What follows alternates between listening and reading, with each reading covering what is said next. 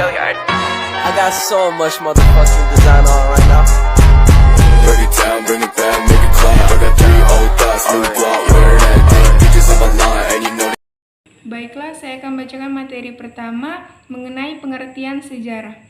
Perkataan sejarah yang kemudian berkembang sebagai sebuah disiplin ilmu sebenarnya mempunyai makna yang bermacam-macam. Namun pada dasarnya semua menunjukkan pada kejadian di masa lampau. Secara etimologi, sejarah berasal dari bahasa Arab yaitu syajarah atau syajaratun yang berarti pohon, atau syajarah an-nasab yang artinya pohon silsilah.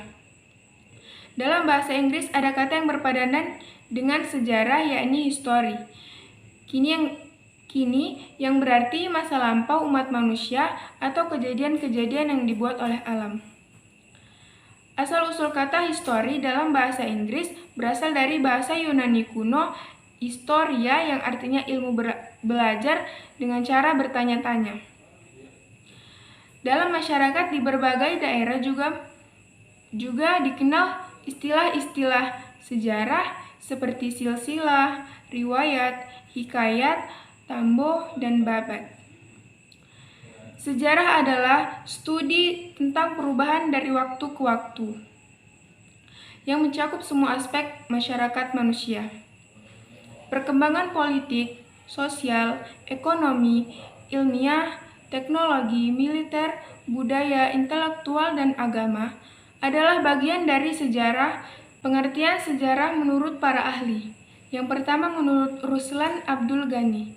Ilmu sejarah adalah salah satu cabang ilmu pengetahuan yang meneliti atau menyelidiki secara sistematis keseluruhan perkembangan masyarakat serta kemanusiaan pada masa lampau, serta kejadian-kejadian dengan maksud untuk kemudian menilai secara kritis dengan seluruh hasil.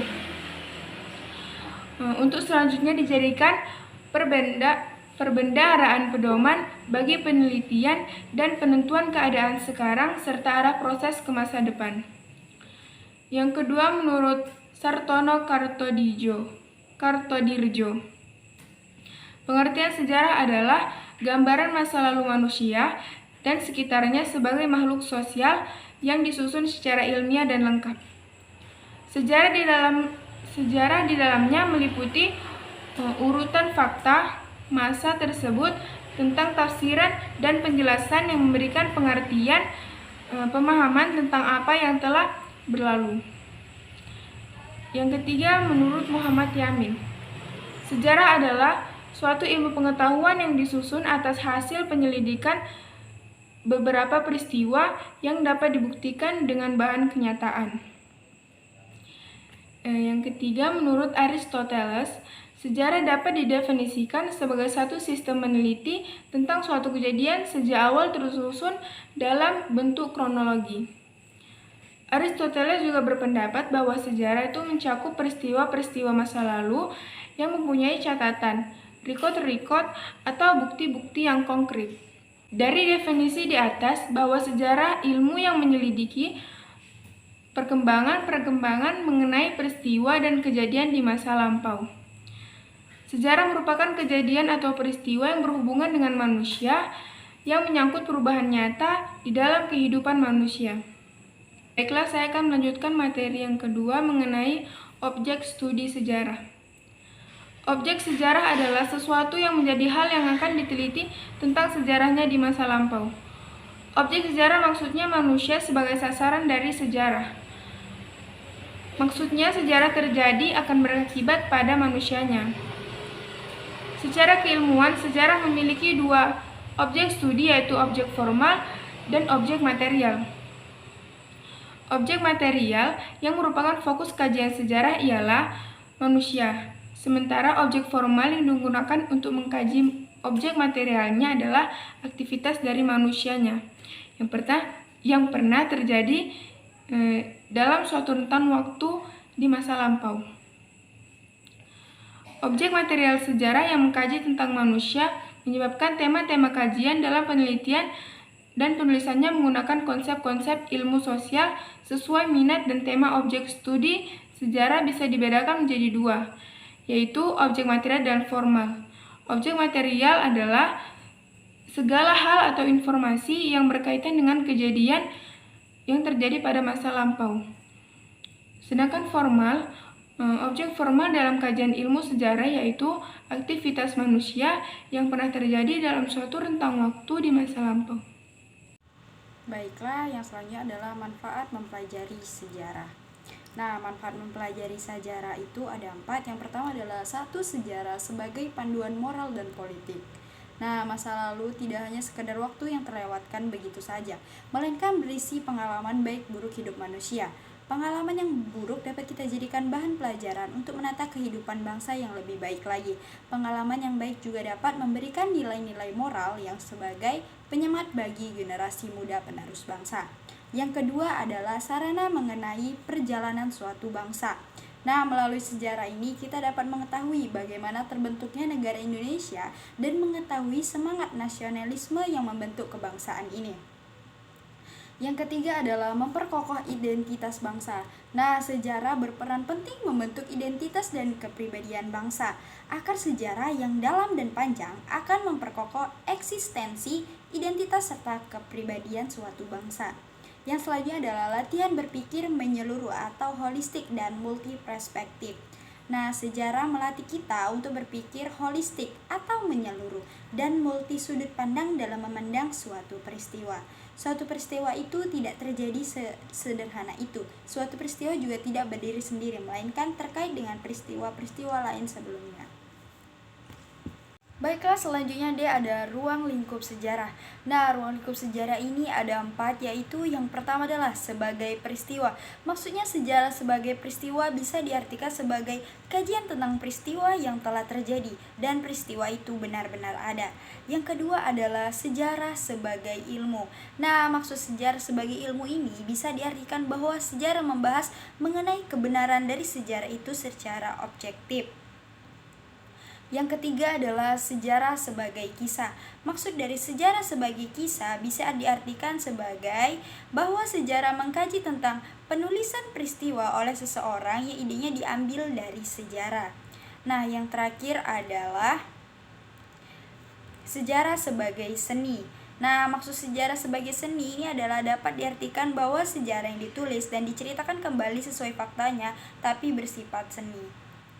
Warahmatullahi wabarakatuh.